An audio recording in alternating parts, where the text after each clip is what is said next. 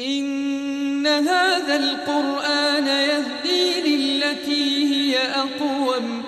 ويبشر المؤمنين الذين يعملون الصالحات أن لهم أجرا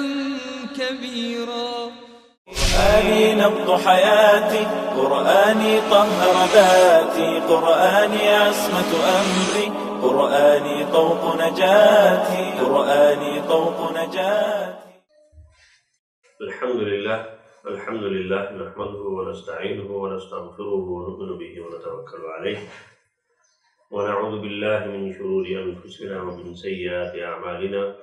من يهده الله فلا مضل له ومن يضلل فلا هادي له،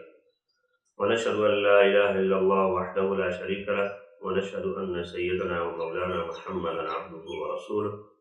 أما بعد. پروگرام اعجاز القرآن کے ساتھ عبدالخالق آپ کے خدمت میں حاضر ہے. جیسا کہ آپ کے علم میں ہے، پچھلے پروگرام میں ہم نے قرآن کریم کا مختصر سا تعارف کرنے کی کوشش کی، اور اس پروگرام میں انشاءاللہ تعالی اس پر بات ہوگی کہ انسان دنیا اور آخرت کی کامیابی کے لیے کن وسائل کا استعمال کرتا ہے، اور اس کی سوچ اور فکر کیا واقعی اس کو وہاں تک پہنچاتی ہے جہاں تک وہ پہنچنا چاہتا ہے. کیونکہ اس بات کو سمجھنا اس لیے ضروری ہے کہ جب انسان کے پاس ایک آلہ، ایک طریقہ، ایک ذریعہ اور ایک علم پہلے سے موجود ہے جس کے ذریعے سے وہ اپنی کامیابی ناکامی کا فیصلہ کر سکتا ہے یا اپنی زندگی کے بارے میں فیصلے کر سکتا ہے اور رہنمائی حاصل کر سکتا ہے، تو پھر کسی دوسرے طریقے کی، کسی دوسرے ذریعے کی اور کسی دوسرے آلے کی اس کو ضرورت نہیں رہتی. اور فی زمانہ دنیا میں یہ چیز رہی ہے کہ بہت سے انسانوں نے اپنی سمجھداری اور اپنی عقل مندی کا دعویٰ کیا ہے، اور بہت سے انسانوں نے بہت کچھ کہا لکھا اپنی عقل سے، اور پھر ہزاروں لوگ بلکہ بہت سی دفعہ لاکھوں لوگ ان کی اس فکر کے پیچھے چلے. اور یہ طاقت جس کے ذریعے سے لوگ دوسروں کو متاثر کرتے ہیں یا کسی بھی بات کو سمجھنے کی کوشش کرتے ہیں یا کسی بھی بات سے کوئی نتیجہ اخذ کرنے کی کوشش کرتے ہیں، اس کو ہم عام زبان میں عقل کہتے ہیں. مثلا ایک آدمی کہتا ہے بھئی یہاں دریا بہہ رہا ہے، اس دریا کے اوپر کوئی ایسا طریقہ ہونا چاہیے جس سے لوگ پانی کے اندر سے گزرے بغیر اس کے اوپر سے گزر جائے. تو انسان سوچے گا اس کو کیا کرنا ہے، تو اس کے بعد لامحالہ عقل سے آدمی اس بات تک پہنچ سکتا ہے کہ اس کے اوپر کوئی چیز ایسی بنانی چاہیے جس سے گزرنے کا رستہ بن جائے. اسی طرح سے ہم اور چیزوں میں دیکھتے ہیں کہ ترقی ہے مختلف کاموں میں، وہ کہاں سے کی ہے انسان نے؟ اسی سوچ سے، اپنی عقل سے اس کو دیکھا، سنا، سوچا. مثال کے طور پہ جب پہلے انسان نے لکھنا شروع کیا تھا تو اس کے لکھنے کا انداز، لکھنے کے آلات، لکھنے کی چیزیں بالکل اس آدمی سے مختلف تھی جو اس زمانے میں زندگی گزار رہا ہے. اس زمانے کی روشنائی، اس زمانے کا قلم، اس زمانے کا کاغذ وہ آج کے زمانے سے بالکل مختلف تھا. لیکن وقتاً فوقتاً انسان نے سوچا اور اس سوچ نے اس کو مزید آگے بڑھایا، اس کو رستہ دیا کہ کسی زمانے میں اگر آدمی پتھر کے اوپر لکھتا تھا تو آج وہ ٹیبلٹ کے اوپر، کمپیوٹر کے اوپر، موبائل فون کے اوپر اس طرح سے لکھ رہا ہے کہ اس کو کاغذ کی بھی ضرورت نہیں ہے، اس کو دوات کی بھی ضرورت نہیں ہے، اور اس کو پین کی، پینسل کی، کسی چیز کی ضرورت نہیں ہے. یہ جو ترقی ہم دیکھ رہے ہیں یہ انسان کی عقل نے ترقی کی ہے، اس کی سوچ نے ترقی کی ہے. اسی طرح سے پہلے انسان نے جب روشنی کا بندوبست کیا تو اس کے پاس جو وسائل موجود تھے، اس روشنی کی سوچ کہ میرا گھر روشن ہونا چاہیے، میں جہاں رہتا ہوں وہ جگہ روشن ہونی چاہیے، رات کو اندھیرے میں دیکھنے کی سہولت ہونی چاہیے، اس سوچ نے انسان کو دیے کے اوپر لایا کہ اس نے دیا جلایا، اس نے آگ جلائی، اور اس دیے نے مختلف شکلیں اختیار کی۔ وہ چراغ بنا، چراغ سے پھر وہ قندیل بنا، قندیل سے پھر اس کی شکل کچھ اور ہو گئی، پھر ہوتے ہوتے انسان بجلی تک پہنچا، اور بجلی کے آلات میں بھی ابھی آپ دیکھ رہے ہیں کہ کس طرح کی ترقی ہے کہ روشنی کا انتظام پہلے زیادہ سے زیادہ بٹن سے ہوتا تھا، ابھی اس سے آگے بڑھ گیا ہے، سنسر آ گئے ہیں کہ آدمی جہاں سے گزرے وہاں پہ روشنی ہو جاتی ہے، اور وہاں سے آگے گزر جائے تو وہ بلب بند ہو جاتا ہے خود بخود۔ یہ ساری ترقی یہ انسان کی عقل کی ترقی ہے، اور اس کی سوچ نے جن چیزوں کو جس طرح سے دیکھا اس کو اسی طرح سے وہ مختلف انداز سے نئے نئے تجربات کر کے وہ آگے بڑھتا چلا گیا۔ اسی طرح سے لباس کے میدان میں اگر آپ دیکھیں تو جو پہلے انسانوں کا لباس تھا اس کا تانا بانا،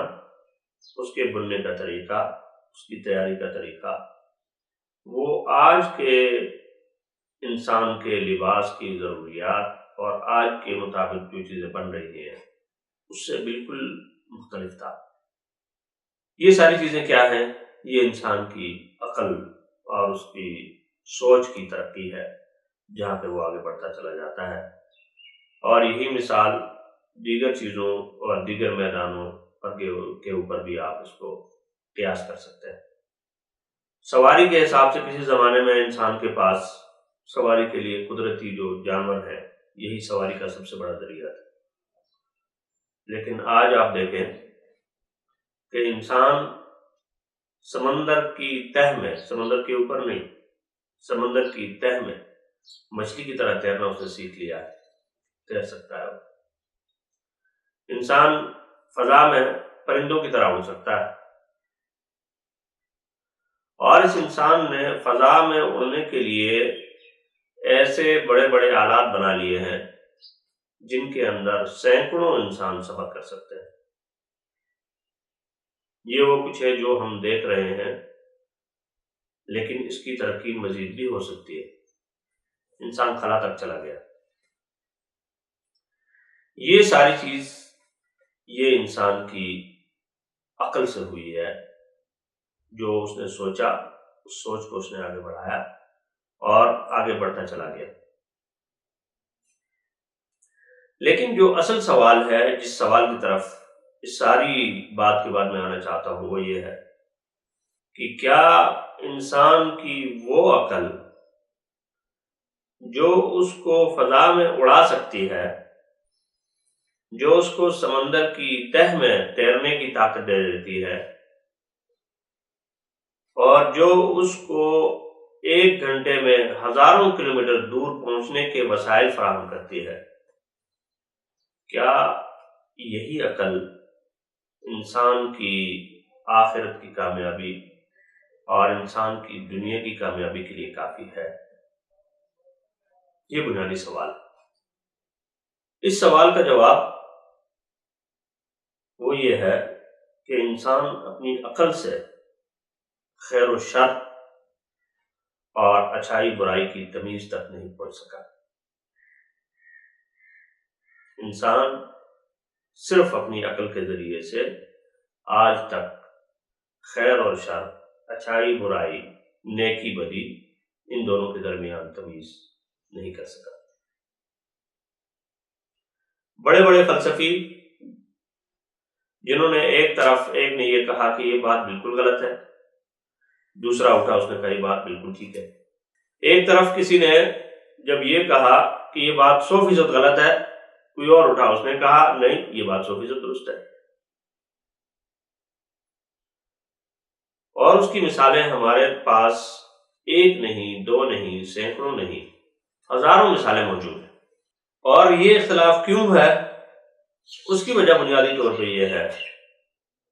کہ انسان کے علم کی بنیاد سائنس کے اوپر ہے، اس کی سوچ کی بنیاد سائنس کے اوپر ہے، اور سائنس کہتے ہیں انسان کے مشاہدے اور تجربات کے علم کو۔ ابھی جن باتوں کا میں نے آپ سے تذکرہ کیا،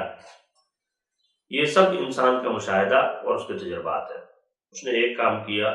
اس کے بعد اس نے اس کا اگلا مرحلہ سوچا، اس سے اگلا مرحلہ سوچا، اور وہ آگے بڑھتا چلا گیا۔ یہ انسان کی سوچ ہے، انسان کا مشاہدہ ہے، انسان کا تجربہ ہے۔ لیکن یہ تجربہ اور یہ سوچ بہت سی دفعہ غلطی کھا جاتی ہے، جس کو مغالطہ ہو جاتا ہے، اور اس کی سوچ اور فکر اس کے دونوں پہلوؤں کو دیکھنے سے عاجز آ جاتی ہے۔ مثال کے طور پہ ایک آدمی اگر یہ کہتا ہے کہ بھئی لوہا جو ہے وہ پانی میں ڈوب جاتا ہے، لوہا پانی میں ڈوب جاتا ہے، تو اس کی دلیل پیش کر سکتا ہے، وہ واقعی لوہا پانی میں ڈوبتا ہے۔ مثال کے طور پہ اسے کہا بھئی کیسے ڈوبتا ہے؟ ایک سکہ لے اور اس کو اچھال دیا، سکہ پانی کی بالکل تہہ میں چلا جائے گا، وہ کبھی بھی اس کے اوپر نہیں تیرے گا۔ کہ دیکھو لوہا ہے، میں نے پھینکا اور جو ہے نا وہ ڈوب گیا۔ دوسرا آدمی کہتا ہے نہیں، لوہا پانی میں نہیں ڈوبتا، کیونکہ بھائی دلیل، اس نے بہت بڑا تھال اٹھایا، پانی میں پھینک دیا، ٹھیک ہے، تھال تیر رہا ہے، حالانکہ اس کے اندر ہزاروں سکوں کے برابر لوہا ہے، لیکن وہ پانی کے اوپر تیر رہا ہے، ڈوب نہیں رہا، اور سکہ جو ہے چھوٹا سا تھا وہ ڈوب گیا۔ اب اگر صرف تجربے کی بنیاد اور عقل یا جو سامنے کے مشاہدے کی بات اگر ہم کریں تو لامحالہ اس کو کیا نظر آئے گا کہ جو کہتا ہے کہ ڈوبتا ہے وہ ڈوبنے کو صحیح سمجھتا ہے، اور جو نہیں ڈوبتا کہتا ہے وہ نہیں ڈوبنے کو صحیح کہتا ہے۔ اسی طرح سے آپ دیکھیں کہ مثلا گرم پانی ہے، لیکن اگر دو آدمی مختلف درجہ حرارت میں رہ رہے ہیں تو اس کی گرمی دونوں کو مختلف محسوس ہوگی۔ ایک آدمی اگر بہت ٹھنڈا اس کا ہاتھ ہے، وہ برف سے اٹھ کے آیا ہے، انتہائی ٹھنڈی ہوا سے نکل کے آیا ہے، تو اگر اس پانی کا ٹمپریچر بہت کم بھی ہوگا تو وہ اس کو بہت زیادہ محسوس ہوگا۔ کیوں؟ اس کے جسم کے اندر جو تھا، وہ جسم کی حالت ہے، وہ اس کے اندر انتہائی حساسیت پیدا ہو چکی ہے۔ لیکن دوسرا آدمی اگر وہ اس کے جسم کا ٹمپریچر زیادہ ہے، جس ماحول سے اٹھ کے آیا اس کا ٹمپریچر زیادہ ہے، تو ہو سکتا ہے وہ اس پانی کے ٹمپریچر کو اس طرح سے محسوس نہ کر سکے جس طرح سے اس برف والے نے اس کو محسوس کیا۔ اسی طرح سے اور بہت ساری چیزیں ہیں جہاں پر لوگ مغالطہ کھا جاتے ہیں۔ مثلا عقائد کے بارے میں اگر ہم دیکھیں تو قرآن کریم ہمیں توحید کی تعلیم دیتا ہے، لیکن انسانوں کے فلسفے ان میں ہمیں نظر آتا ہے کہ کوئی کہتا ہے کہ شرک ٹھیک ہے، شرک کو درست سمجھتا ہے، کوئی جو ہے وہ اوہام پرستی اور حتیٰ کہ جو ہے نا انسان پرستی تک کو درست سمجھتا ہے۔ یہ اس کی عقل ہے اور اس کی سوچ ہے، اور لوگ جو ہے بت پرستی کو درست سمجھے بیٹھے ہیں۔ کیوں؟ ان کی عقل یہاں تک ہے کہ ہاں یہ کام درست ہے، یہ ٹھیک ہے، لیکن ہم کہتے ہیں نہیں یہ بالکل غلط ہے۔ اسی طرح سے کھانے پینے کی چیزوں میں مختلف قوموں کے ہاں مختلف جو ہے اس کے اسلوب بھی مختلف ہے، اور ان چیزوں کی فہرست بھی مختلف ہے جو کھانے پینے کی ہے۔ کسی کے ہاں ایک جانور کا کھانا درست ہے، دوسرے کے ہاں ناجائز ہے، کوئی اس کو ٹھیک سمجھتا ہے، کوئی اس کو غلط سمجھتا ہے، کوئی اس کو حلال سمجھتا ہے، کوئی اس کو حرام سمجھتا ہے۔ تو یہاں پر اگر ہم صرف عقل کی بات کریں کہ صرف عقل سے اگر سوچا جائے تو پھر ہمیں یہ بات سمجھ میں آتی ہے کہ انسانوں کی عقل نے دھوکہ کھایا۔ اگر انسان کی عقل دھوکہ نہ کھاتی تو جس طرح چین والے دنیا کی ساری چیزوں کو چٹ کر جاتے ہیں، یورپ والوں کو بھی اس طرح کرنا چاہیے تھا، ایشیا والوں کو بھی اس طرح کرنا چاہیے تھا، امریکہ والوں کو بھی اس طرح کرنا چاہیے تھا، افریقہ والوں کو بھی اس طرح کرنا چاہیے تھا، لیکن ایسا نہیں ہوا۔ افریقہ کے جنگلوں میں رہنے والے لوگوں کی خوراک اور مختلف جانوروں کے بارے میں ان کا نظریہ وہ چین کے لوگوں سے مختلف ہے، چین والوں کا یورپ سے مختلف ہے، یورپ والوں کا دوسرے علاقوں سے مختلف ہے۔ یہ چیزیں ہمیں بتا رہی ہیں کہ انسانوں کی عقل کسی بات کے بارے میں کوئی درست فیصلہ اس بارے میں نہیں کر سکے۔ اور اسی طرح انسان کی جو کامیابی ہے اور اس کی کامرانی ہے کہ موت سے انسان ختم ہو جائے گا، فنا ہو جائے گا، یا اس کے بعد کوئی نئی چیز ہے۔ انسانوں کے اس انجام کے بارے میں بھی انسانوں کے جو عقلی فلسفے ہیں، عقل کی بنیاد پر جو جن علوم کی بنیاد رکھی گئی ہے، ان کے اندر اس سوال کا بھی کوئی جواب آج تک نہیں مل سکا۔ کچھ لوگوں نے انسان کی دوسری زندگی یا اس زندگی کے بعد جو اس کا مجازات عمل ہے، مکافات عمل ہے، اس کو بالکل ہی نظر انداز کر دیا۔ کچھ لوگوں نے اس کو مانا، لیکن ماننے کے بعد اس کا طریقہ جو ہے نا مختلف مانا، کہ جیسے ہندوؤں میں اوگان کا اور بدھ مت میں اوگان کا جو ہے نا وہ اس کا کیا کہتے ہیں عقیدہ ہے کہ بھئی انسان کو اپنے اعمال کا انجام سے دوچار ہونا ہے، لیکن اس کا طریقہ کیا ہوگا۔ انہوں نے یہ بتایا کہ اگر انسان اچھے اعمال کرے گا تو وہ اس کا جو زندگی کا اگلا جنم ہوگا اس میں وہ اچھی شکل میں آئے گا، اور اگر اس کے اعمال برے ہوں گے تو اگلے جنم میں وہ بری شکل میں آئے گا اور سزا بھگتے گا۔ کچھ نے کہا کہ اچھے اعمال کا مطلب یہ ہے کہ اس کی زندگی اچھی ہو جائے گی، اس کو سکون ہو جائے گا، اچھا اس کا جو ہے نا وہ طریقہ اس کا کیا زندگی گزرے گی، اور اگر برے اعمال کرے گا اس کا نتیجہ یہ ہوگا کہ اس کو دنیا میں تکلیفیں ہوں گی، ساری چیزیں ہوں گی، لیکن آگے کیا ہوگا اس کے بارے میں کوئی واضح بات نہیں ہے۔ تو اس گفتگو سے ہمیں یہ اندازہ ہوا کہ صرف عقل اور صرف انسان کی سوچ وہ دنیا کے اندر اچھائی برائی کے مفہوم، دنیا کے اندر نیکی اور بدی کے مفہوم، اور دنیا کے اندر اچھائی بھلائی اور ان چیزوں کے مفہوم کو واضح کرنے میں ناکام رہی ہے۔ اس لیے کسی ایسے علم کی ضرورت ہے جو انسانوں کو اس دنیا کی زندگی کے ساتھ ساتھ اس کے بعد کی زندگی کے بارے میں بھی بالکل یقینی معلومات فراہم کر سکے۔ اور یہ یقینی معلومات اس لیے ضروری ہیں کہ یہاں کے حالات اور ہیں اور اس کے بعد جو حالات ہیں وہ بالکل اور ہیں، اور مکافات عمل اور انسانوں کا اپنے اعمال کی جزا اور سزا پانا یہ ضروری ہے۔ اس کے بغیر انصاف کا تصور نہیں ہو سکتا۔ انشاءاللہ تعالی اس بارے میں مزید باتیں اگلے پروگرام میں ہوگی۔ وما علینا الا البلاغ۔ إن هذا القرآن يهدي للتي هي أقوم ويبشر المؤمنين الذين يعملون الصالحات أن لهم أجرا كبيرا. قرآني نبض حياتي، قرآني طهر ذاتي، قرآني عصمة أمري، قرآني طوق نجاتي، قرآني طوق نجاتي.